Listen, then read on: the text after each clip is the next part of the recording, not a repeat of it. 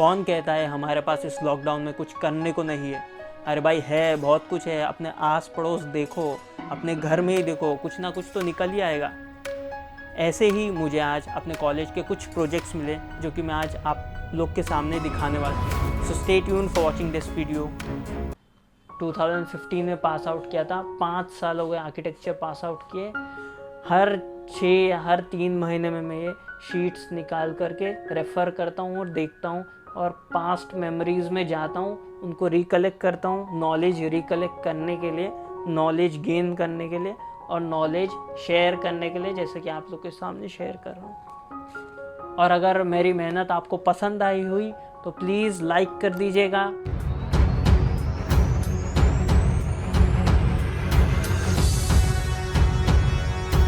Seven, 6, 5, 4, 3, 2, 1. Shall we begin?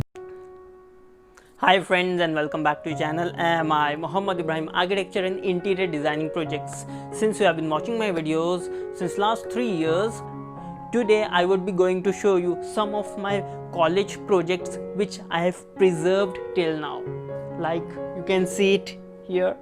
This is one of my thesis projects, as well as I have couple of more projects. So in this I would be going to show you the 3D model which I have made, as well as some hand and sketches, hand drafted sheets.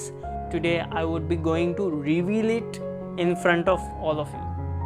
So stay tuned for watching this video till the end. चलो guys, शुरू करते हैं. And it's 5:30 PM in the evening and it's the day of cyclone in Mumbai. Cyclone Nisarga यहाँ से पास हो गया ही है तकरीबन है, तो वहाँ से काफ़ी तेज़ सुबह से हवाएं आ रही थी। मेरे को अभी सीरियसली बोलूँ, विंडो पेन्स बंद करने पड़े, थोड़ा ठंडक के लिए मेरे को एसी चालू करना पड़ा ताकि नॉइज़ ना रहे, वरना काफ़ी तेज़ हवाएं जो चल रही थी उसकी वजह से जो डिस्ट्रक्शन कॉज हो रहा है, जैसे कि छोटे छोटे बैनर्स रहते हैं गिर जाते हैं। टेरेस का डोर है, since we are living on the top most floor, terrace का डोर है, वो बैंग हो रहा था, ठप ठप ठप, वो काफ़ी आवाज़ें आ रही थी और बारिश की आवाज़ें आ रही थी ऑब्वियसली। सुबह तो काफ़ी ज़्यादा विंड्स ब्लो हो रही थी और हल्की हल्की बारिश भी हो रही थी।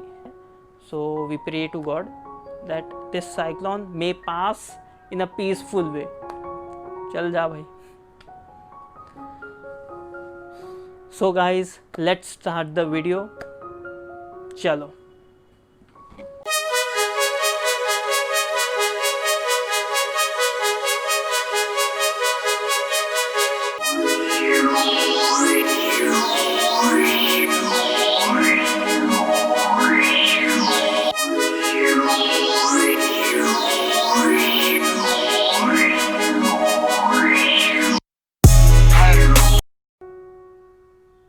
So guys, it's the third day of the shoot and it's 9 o'clock in the morning and I've just removed my portfolios which you can see in the other camera.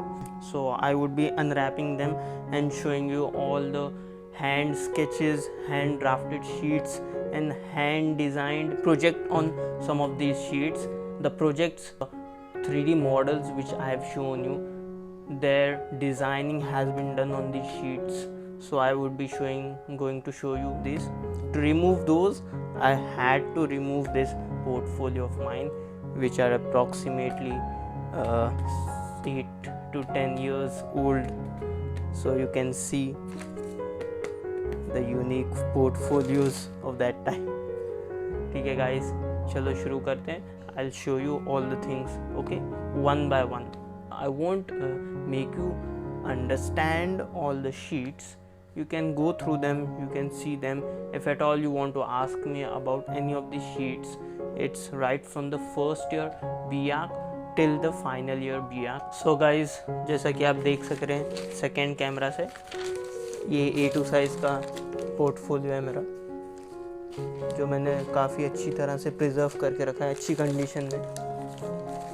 इसको अच्छे से रैप करके मैंने ऊपर डाल दिया था कवर्ड के ऊपर, और इसको ज़्यादातर लेके जाने में भी इजी रहता है, कैरी करने में, तो इस वजह से इसका वेयर एंड टेयर ज़्यादा नहीं हुआ है। Wear as A1 size sheet इसके पोर्टफोलियो का वेयर एंड टेयर काफ़ी होता था, बिकॉज उसको कहाँ नहीं तो भी रखना पड़ता था, कैरी करना पड़ता था।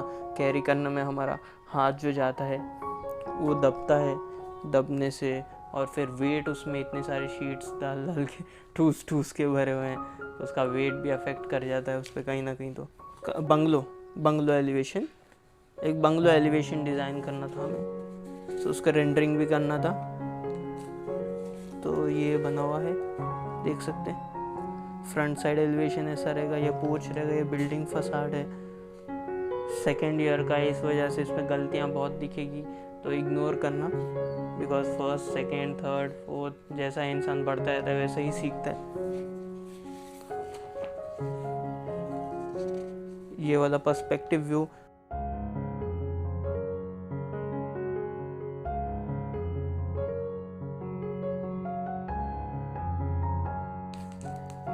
ये था मेरे सेकेंड ईयर का इंटीरियर डिज़ाइनिंग का इलेक्ट्रिकल लेआउट बंगलो प्लान का। ये बंगलो प्लान का ही इंटीरियर था।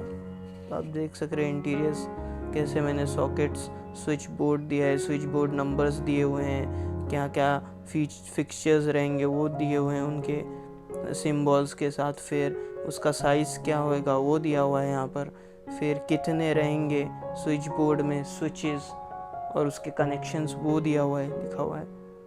इस तरीके से किया जाता है इलेक्ट्रिकल लेआउट। इसी तरीके से मैं अभी भी करता हूँ और इसी तरीके से हम शो करते हैं। कहीं बहुत रेयरली क्लाइंट्स के अलग अलग व्यूज़ रहते हैं। क्लाइंट्स चाहते हैं, क्लाइंट्स सोचते हैं ये जो हम डॉटेड में लाइन दिखा रहे हैं वो बस कनेक्टिविटी हम ऑब्वियसली दिखा रहे हैं, बट वो लोग सोचते हैं कि ये कनेक्टिविटी तो है और वायर भी ऐसे ही जाएगी। We are showing this only to show you that this would be connected to this. ये फ़ैन फर्स्ट स्विच बोर्ड पे रहेगा, ये लाइट सेकंड स्विच बोर्ड पे रहेगी, ये picture light third switch board पे रहेगी। मैं आपको ज़रा फटाफट बताता हूँ, गो थ्रू करवाता हूँ, वरना ये वीडियो काफ़ी लंबा हो जाएगा। और अगर लंबा हुआ, मेरे को अभी तो मालूम नहीं, अगर लंबा हुआ तो मैं इसको पार्ट बाय पार्ट में बना दूँगा, ठीक है। बंगलो प्लानिंग है, बंगलो प्लानिंग में सीवेज वाटर हम प्लॉट से कैसे निकालेंगे। सो आप देख सक रहे हैं एंट्री है, ये बंगलो का है लिविंग रूम, ये वरांडा, लिविंग रूम, बेडरूम 1, बेडरूम 2, ये टॉयलेट। जो नहानी ट्रैप होती है, नहानी ट्रैप का गली ट्रैप में जाता है, फिर गली ट्रैप से आईसी चेम्बर कनेक्ट होता है। जो WC का होता है वो डायरेक्टली आईसी चेम्बर में कनेक्ट हो जाता है, no need to take it to gully trap. So वही चीज़ यहाँ हमने सीखी थी, ये फर्स्ट टाइम था, ये फर्स्ट टाइम की डिज़ाइनिंग एंड ड्राफ्टिंग स्किल्स थे। तो आप देख सकते हैं आईसी टू आईसी कनेक्ट होता है। फिर अगर हमें इसको सीवेज म्यूनसिपैलिटी सीवर में कनेक्ट करना है तो एक डिस्कनेक्टिंग चेम्बर देना पड़ता है। तो ये सारे आईसीज का लास्ट आईसी कनेक्ट हो जाता है डिस्कनेक्टिंग चेम्बर में।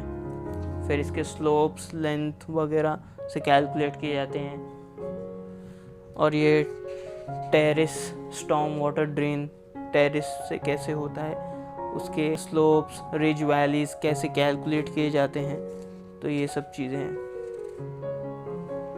ये एक प्लॉट है, ये बिल्डिंग का रूफ है, रूफ में वैलीज दिख रहे हैं आपको, कैसे ले होता है। ब्रिक बैट को जब डाला जाता है तो लास्ट पॉइंट जो होता है वो सबसे ज़्यादा लिया जाता है, फिर वहाँ से स्लोप दिया जाता है। काफ़ी कुछ सीखने मिला था, बहुत कुछ सीखने मिलता है आर्किटेक्चर में। फिर ये टाइप्स ऑफ लिंटेल,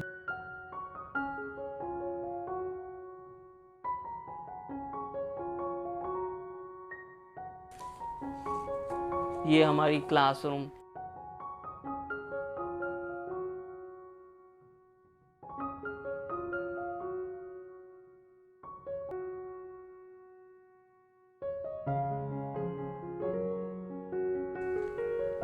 ये सारे कॉलम्स थे, सर्कुलर कॉलम्स जो रेस किए हुए थे।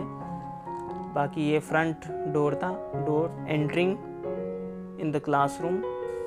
एक रेयर डोर भी था जो कि क्लोज्ड ही था, उसको मैंने शो नहीं किया, उसको मेरे ख्याल से शो नहीं करने बोले थे। रेयर डोर भी था इधर इस तरफ, मगर वो क्लोज्ड ही रहता था और सामान डंप किया हुआ था उसके वहाँ पर थोड़ा सा, तो इस वजह से उसका यूज़ था ही नहीं कुछ भी, ठीक है। तो ऐसे इस तरीके से एंटर होते थे। इस तरफ पे बोर्ड था, इस तरफ पे पोडियम था, छोटा सा पोडियम और बोर्ड भी था, और यहाँ से हमारे ड्रेसर्स रखे हुए शुरू होते थे 4 रो में, 1 2 3 4 रो में ड्रेसर्स लगे हुए थे। मैं बैठता था तो इस विंडो के यहाँ पर जब भी मैं बैठता था क्लासरूम में, तो मैं विंडोज़ के करीब में बैठना प्रेफर करता था, बिकॉज हवा आती थी वहाँ पे।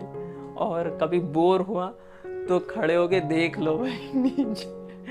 तो ये मेरा लॉजिक था। ये एक्सटीरियर विंडोज़ हैं और ये इंटीरियर्स हाई सिल वेंटिलेटर्स हैं। और विंडोज़ के पास बैठने का क्या क्या और फ़ायदे होते हैं वो आपको भी मालूम है। अगर जीटी मारना है तो जीटी भी हम मार सकते हैं, क्योंकि विंडोज़ से तो पूरा नेचुरल सनलाइट आती है, तो उसको स्टिक करके छोटे मोटे, देखो इतना कोई दूध का धुला हुआ तो है नहीं, सारे के सारे लोगों ने जीटी तो मारे हुए होंगे, मगर सारे लोग मारते थे वो। ये है, ये रूटीन है जो सबको करना पड़ता है कुछ ना कुछ करके, बिकॉज इतना सारा बर्डन रहता है, इतना सारा काम रहता है, उसको इतने से कम टाइम में पूरा कंप्लीट करना है, तो कैसे करेंगे भाई।